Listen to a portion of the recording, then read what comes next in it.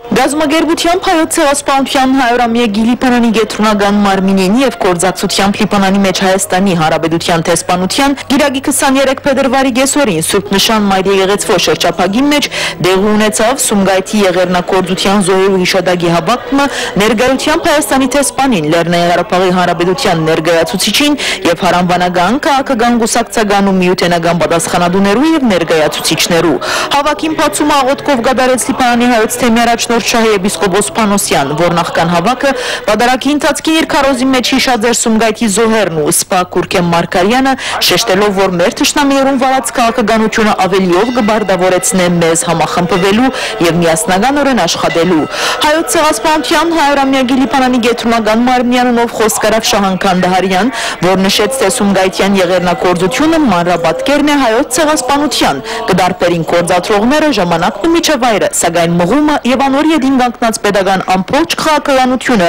գմնա նույնը։ Այս բոլորը հետևանք են հայոց ցեղասպանության անպատիժ մնալու իրականության։ Այս իմաստով 10 տարի առաջ Բուդապեշտի մեջ անասնապար գացինահարված հայասպա Կուրքեմ Մարկարյանի սպանությունը Ռամիլ Սաֆարովի կողմէ հավելյալ փաստ մնե հայտնեց Քանդահարյան։ Իսկ Լիբանանի մեջ Հայաստանի Հանրապետության արտագաղթ եւ լիազոր տեսփան Աշոտ Քոչարյան Սումգայիթի եղեռնակորձության 26-րդ տարելիցին եւ Կուրքեմ Մարկարյանի սպանության 10-րդ տարելիցին արիթով հարկանքի խոսք արտասանելով նշեց, թե Ադրբեջանը մինչև այսօր երկրի մեջ ադելության մթնոլորտ կստեղծե հայության հանդեպ, ինչ որ խստորեն պետք է դադարդվի միջազգային հանրության կողմէ։